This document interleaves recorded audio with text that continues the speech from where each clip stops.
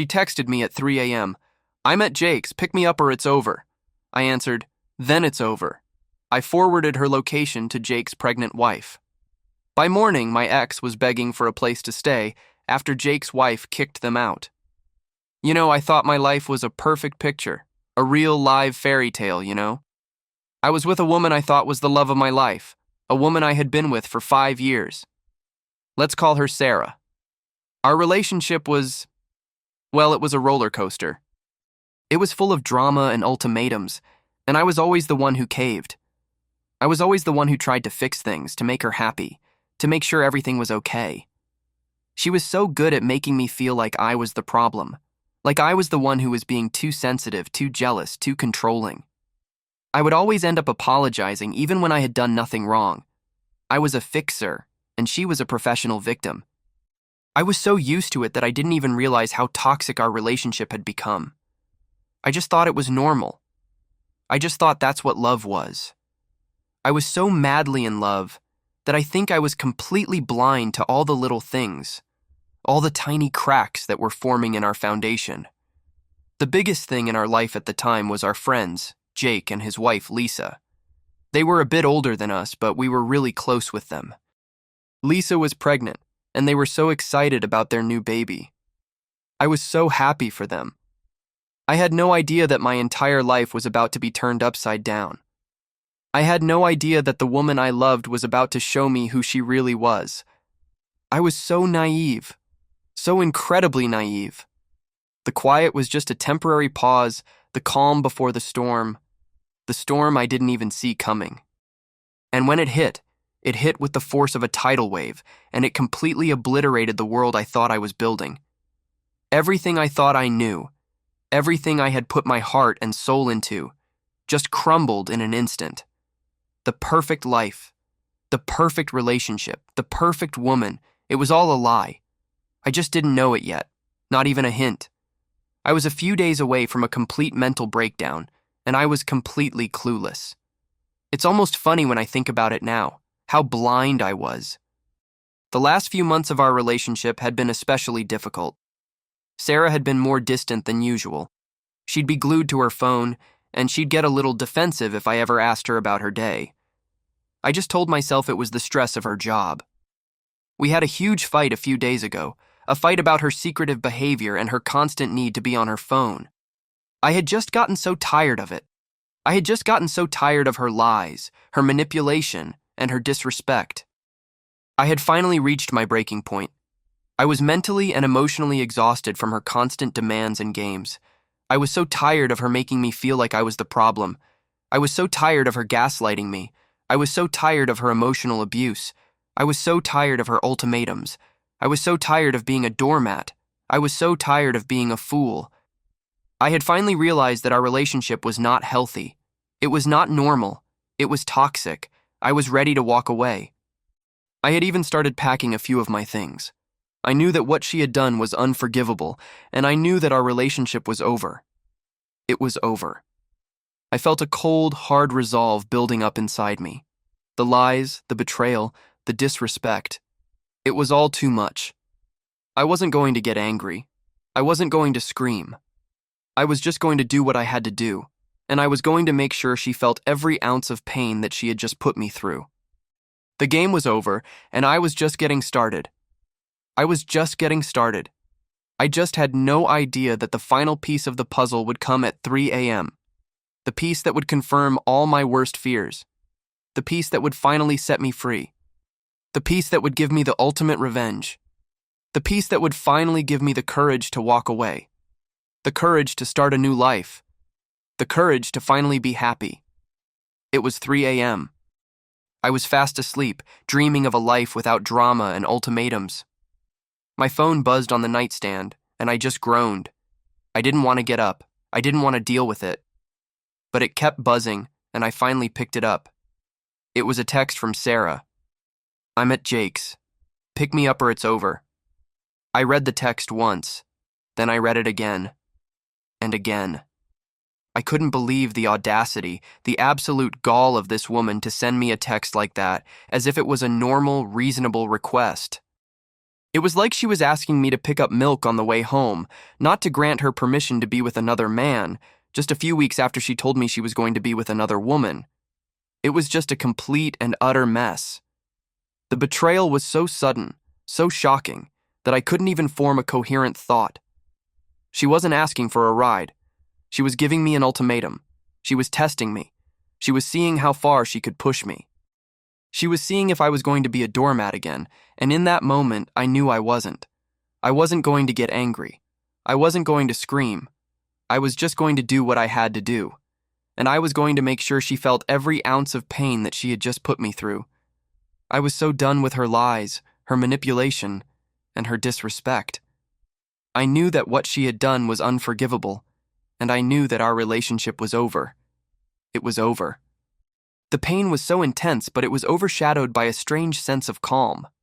The game was over, and I was about to win. I didn't hesitate. I didn't even think about it. I just looked at the text and, with a surprisingly calm hand, I typed a response. Then it's over. That's all I wrote. No emotional outbursts, no accusations, nothing. I just gave her exactly what she asked for, but not in the way she expected. I was done. But I wasn't done yet. I wasn't going to let her get away with it. I wasn't going to let her have her cake and eat it too. I was going to make sure she felt every ounce of pain that she had just put me through. I knew that Jake's wife, Lisa, was pregnant. I knew that she was an innocent party in all of this. I knew that I had a duty to tell her the truth. I had her phone number in my phone, and I didn't even hesitate. I opened up her contact, and I forwarded Sarah's original text message to her. The one with the location. The one that said, "I'm at Jake's. Pick me up or it's over." I didn't say anything. I didn't need to. The text spoke for itself. And then I blocked Sarah's number. I blocked Jake's number. I blocked them both on everything. I was done with them. I was done with the drama, the lies, and the manipulation. I was finally free. I went back to bed and tried to go back to sleep, but I couldn't. My mind was racing. I was so incredibly angry, but I was also so incredibly proud of myself. I had finally stood up for myself. I had finally taken back control of my own life, and I was so ready to get my life back. The pain was still there, but it was overshadowed by the sense of resolve that I felt. I was going to be okay. I was going to be more than okay. I was going to be happy. I woke up the next morning to a flurry of texts and calls. Not from Sarah, but from mutual friends and from Jake himself. The texts were panicked, angry, and full of disbelief. "What the hell is wrong with you?" one of them read. "Why did you send that to Lisa? She's pregnant." Jake's texts were a mix of threats and begging. "Dude, what did you do?" one of them read. "Lisa is freaking out. You've ruined everything." I just ignored them all. I wasn't involved anymore. I was a man on a mission.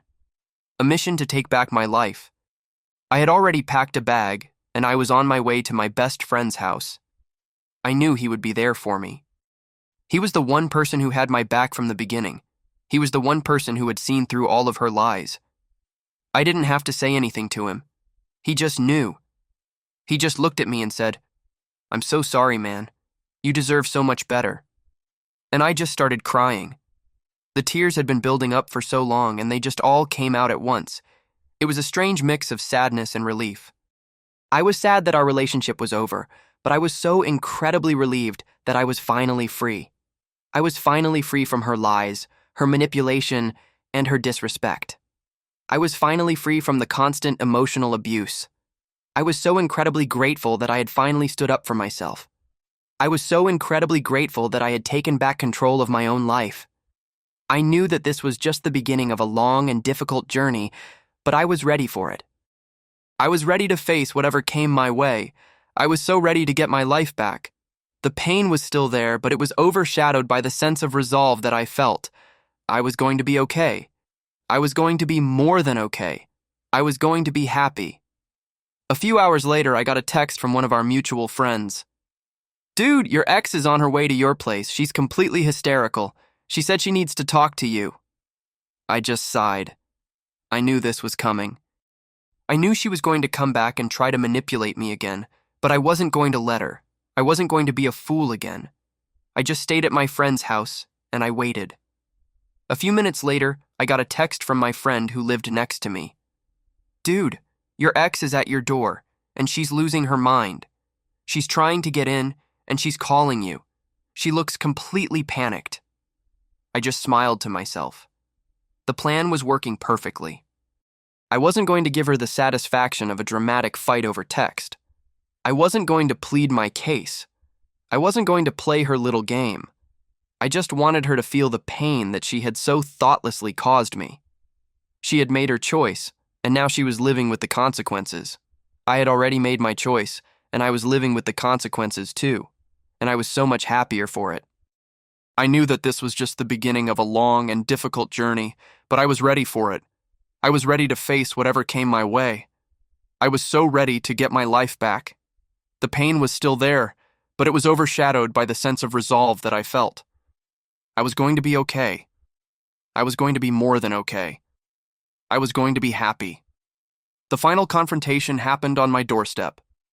I finally agreed to meet her outside. She was standing there looking a complete and utter mess. Her hair was a mess, her clothes were wrinkled, and her eyes were red from crying. She looked at me, and she just started crying again.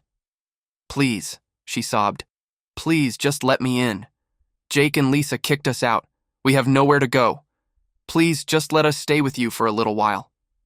I just stood there, completely calm. "Us?" I said. "You're still with him?" She just shook her head.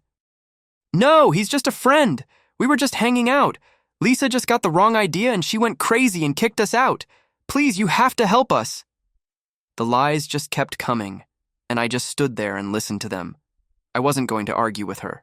I wasn't going to try to convince her that she was lying. I knew the truth, and that was all that mattered.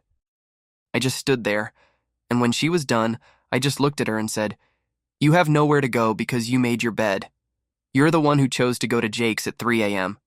You're the one who chose to send me that text. You're the one who made your choices. And now you have to live with the consequences." She just looked at me, completely defeated. The game was over. All of her lies had been exposed, and she had nowhere to run. She was completely broken. And I just stood there and watched her. I didn't feel any joy. I didn't feel any satisfaction. I just felt a strange sense of emptiness. The pain was still there, but it was overshadowed by the sense of resolve that I felt. I was going to be okay. I was going to be more than okay. I was going to be happy. Faced with the truth, her story suddenly changed. The lies unraveled, one by one, like a sweater coming undone. She finally confessed that she had been having an affair with Jake for a few months. The pain was so intense, but I just stood there and listened. I didn't get angry. I didn't scream. I just listened. When she was done, I just looked at her and said, "I'm not angry anymore. I'm just disappointed. I'm disappointed that you would do this to me. I'm disappointed that you would throw away our relationship for a lie. I'm just so incredibly disappointed." I handed her a piece of paper that I had already written up. It was a list of all her things that I had put in a storage unit. "You can pick them up when you're ready," I said. "I'm not going to be your crutch anymore. I'm not going to be your fool anymore. I'm done with you. I'm done with the lies, the manipulation, and the disrespect." She just looked at me, completely broken. I just walked away. I didn't look back. I didn't say goodbye. I just left her there. I went back to my friend's house, and I just collapsed on the bed. I was so exhausted, but I was also so incredibly happy. I had done it. I had finally stood up for myself. The pain was still there, but it was overshadowed by the sense of resolve that I felt. I was going to be okay. I was going to be more than okay. I was going to be happy. It's been a month since everything happened, and I'm so much happier. I'm living on my own now, and I'm finally starting to feel like myself again. I'm not constantly thinking about what happened, and I'm finally starting to feel happy again. I still get a little emotional sometimes when I think about it, but the anger is mostly gone. It's been replaced with a sense of calm and peace. I've also reconnected with old friends and family members, and I'm just trying to focus on all the positive things in my life. I've heard from a mutual friend that Sarah is a complete mess. She's still single, and she's still telling people that I'm a monster. But honestly, I don't care anymore. Her opinion of me doesn't matter. The people who matter in my life know the truth, and that's all that matters to me. I've also heard that Jake and his wife, Lisa, are getting a divorce.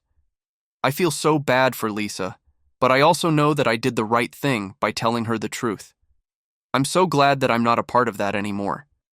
It's so much more peaceful to be on my own, to be in control of my own life. I'm just focusing on myself, and I'm not going to let anything or anyone get in the way of my happiness. I'm so grateful for all the support I've received from my friends and family. They've been my rock through all of this, and I don't know what I would have done without them. I'm just going to keep moving forward, and I'm not going to look back. I know that I have a bright future ahead of me, and I'm so excited to see what's in store. I'm just going to keep focusing on myself and my own happiness. I'm so glad I walked away. It was the best decision I ever made. The pain was temporary, but the lessons I learned are forever. I'm just so grateful for everything that's happened because it led me to where I am today. It led me to my new life, my new relationship, and my new happiness. I'm just so grateful for all of it. Final update. So I have to tell you something crazy. I was at a restaurant a few weeks ago and I saw Lisa, Jake's ex-wife. I didn't say anything, but she saw me and she just walked over to my table. She just looked at me and said, "Thank you." I was so confused and I just said, "For what?" And she said, "For telling me the truth. You saved me from a life of lies. You saved me from a man who didn't respect me. I'm so much happier now. I'm so much better now. Thank you." I just looked at her and I felt a strange sense of peace. I didn't do it for her. I did it for myself. But I was so glad that I had helped her. It was just confirmation that I had done the right thing. It just showed me that she was not the person I thought she was. She was a liar, and she was a cheater, and she was so selfish. It just made me so happy that I was not a part of that anymore. I'm just so happy with my life now. I'm so glad that I'm not a part of that anymore. It's so much more peaceful now. I'm so glad I walked away. It was the best decision I ever made. The pain was temporary, but the lessons I learned are forever. I'm just so grateful for everything that's happened because it led me to where I am today. It led me to my new life, my new relationship, and my new happiness. I'm just so grateful for all of it. The whole situation was just a complete and utter mess, but I came out on top. I'm so glad that I'm no longer a part of that drama. It's just so peaceful now. I'm so glad I walked away. It was the best decision I ever made. The pain was temporary, but the lessons I learned are forever.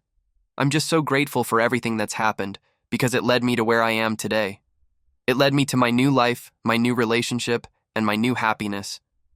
I'm just so grateful for all of it. The whole situation was just a complete and utter mess, but I came out on top. I'm so glad that I'm no longer a part of that drama. It's just so peaceful now. I'm so glad I walked away. It was the best decision I ever made. The pain was temporary, but the lessons I learned are forever. I'm just so grateful for everything that's happened because it led me to where I am today. It led me to my new life, my new relationship, and my new happiness. I'm just so grateful for all of it. I'm so glad I walked away. It was the best decision I ever made. The pain was temporary, but the lessons I learned are forever. I'm just so grateful for everything that's happened because it led me to where I am today. It led me to my new life, my new relationship, and my new happiness. I'm just so grateful for all of it.